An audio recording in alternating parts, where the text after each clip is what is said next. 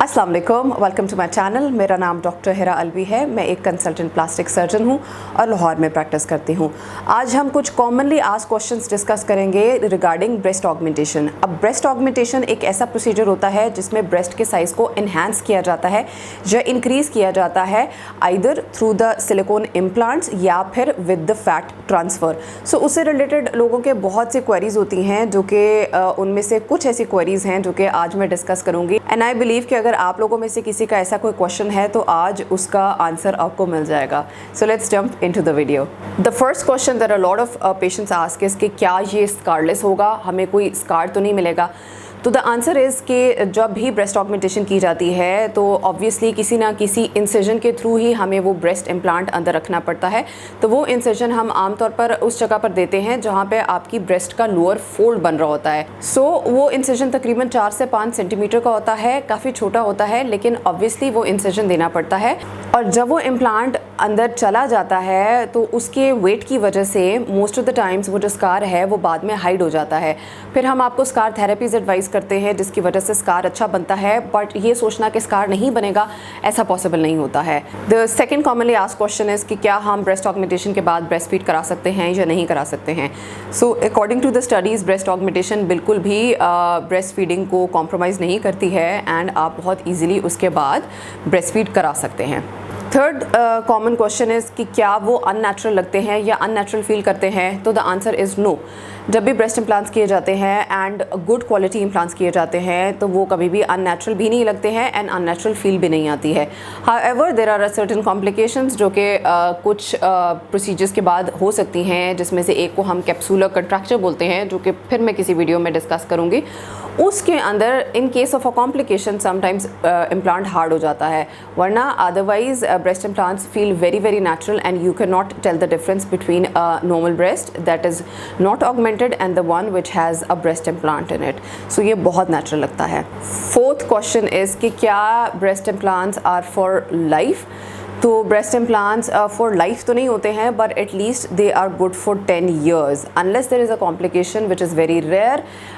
10 years तक breast implant को कुछ भी कराना नहीं पड़ता है, उसको चेंज नहीं कराना पड़ता है, but obviously with aging, with breast feeding and with a lot of other factors which are happening in the next 10 years, it is always better to get them replaced after 10 years.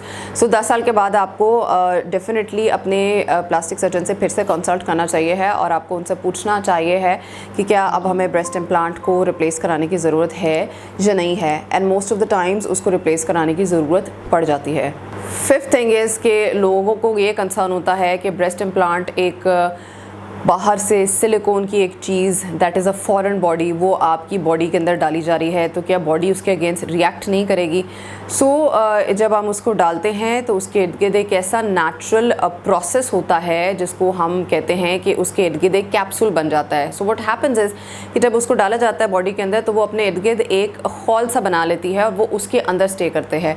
सो वो direct body के साथ in contact नहीं रहती हैं और वो foreign body reaction नहीं करती हैं। They are very safe. बहुत सालों की रिसर्च के बाद ये सारे इम्प्लांट्स बनाए गए हैं, वेरी वेरी सेफ, और इसकी वजह से कोई ऐसा रिएक्शन वाला मसला कभी भी नहीं आता है। द सिक्स्थ थिंग जो कि लोगों का कंसर्न होता है वो ये होता है कि क्या ये स्किन के नीचे विजिबल होंगे।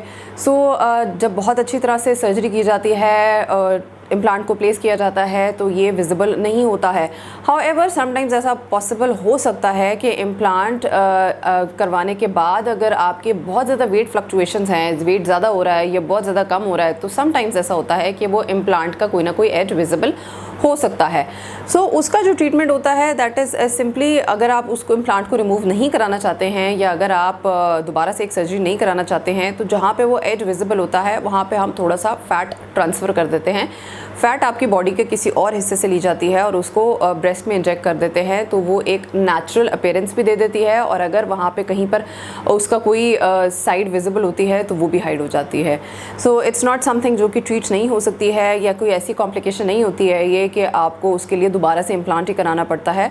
There are other options like fat transfer जो कि आप करा सकते हैं। सातवीं चीज़ जो कि लोगों का कंसर्न होता है वो ये है कि क्या ब्रेस्ट इम्प्लांट्स कैंसर कॉज करते हैं। तो बहुत सी ऐसी स्टडीज़ हुई हैं और कोई भी स्टडी इस चीज़ को प्रूव नहीं करती है कि ब्रेस्ट इम्प्लांट्स कैंसर कॉज करते हैं।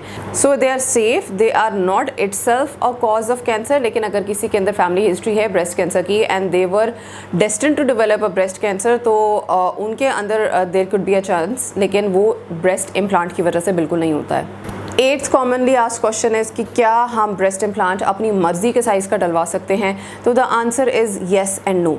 ब्रेस्ट इम्प्लांट आपकी बॉडी के हिसाब से, आपकी मेजरमेंट्स के हिसाब से किया जाता है। आप हमें अपना डिज़ायर्ड साइज़ बताते हैं, हम आपकी मेजरमेंट्स लेके आपकी बॉडी के हिसाब से एक आइडियल साइज़ बताते हैं। So it's a common discussion और उसके बाद अल्टीमेटली डिसाइड किया जाता है कि आपकी बॉडी में क्या सूट करेगा। बहुत बड़ा इम्प्लांट बहुत अननेचुरल हो जाएगा, बहुत छोटा इम्प्लांट कोई रिज़ल्ट शो ही नहीं करेगा। So it's always a communication with your surgeon कि आप जो चाह रहे हैं क्या वो पॉसिबल है या नहीं है। इफ़ इट इज़ पॉसिबल तो you will get that, if it is not possible तो फिर आपको हम कोई और साइज़ गाइड करेंगे और उसके बाद हम आपको वो ट्रीटमेंट करके देंगे। Because ultimately the goal is to look good and not to look very unnatural. The 9th common question है कि क्या हमें इसके बाद एडमिशन की ज़रूरत है? तो ये जो प्रोसीजर है ये जनरल एनेस्थीसिया यानी मुकम्मल बेहोशी में किया जाता है, लेकिन इसके बाद एडमिशन की ज़रूरत नहीं होती है। आपको 1-2 घंटे के लिए सिर्फ ऑब्जर्वेशन के लिए रखा जाता है सो दैट आप एनेस्थीसिया से फुली आउट हो जाएं and then you can go home. फिर आपको फॉलोअप्स पे आना होता है जब भी आपको बुलाया जाता है, लेकिन आपको एडमिट नहीं किया जाता है। एंड ये प्रोसीजर बेहोशी में ही हो सकता है, ये सुन करके नहीं होता। एंड द 10th क्वेश्चन जो कि सबसे ज़्यादा पूछा जाता है वो ये है कि हम अपना नॉर्मल वर्क या एक्सरसाइज कब रिज्यूम कर सकते हैं।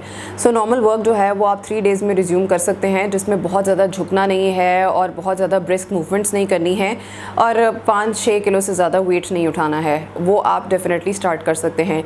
2 वीक्स के अंदर आप वॉक अच्छे से स्टार्ट कर सकते हैं। 4 वीक्स के अंदर आप बाकी एक्सरसाइजेस कर सकते हैं बॉडी की, लेकिन स्पेसिफिकली चेस्ट एक्सरसाइजेस के लिए आपको 6 वीक्स वेट कर देना चाहिए है। तब तक हीलिंग भी कंप्लीट हो जाती है एंड तब तक एक्सरसाइज करने का फिर कोई नुकसान नहीं रहता है। So these are a few questions जो कि बहुत ही कॉमनली पूछे जाते हैं। अब इसके अलावा भी कुछ क्वेश्चंस हो सकते हैं। अगर आपके ऐसे कोई क्वेश्चंस हैं तो कमेंट सेक्शन में पूछिएगा, I will try to answer all of you. उसके अलावा जो भी आपके कोई कंसर्न्स हैं वो आप मुझसे पूछ सकते हैं। If you want an appointment with me, my contact details are given right here as well as in the description and I will see you guys in the next video. Till then take care, अल्लाह हाफिज़।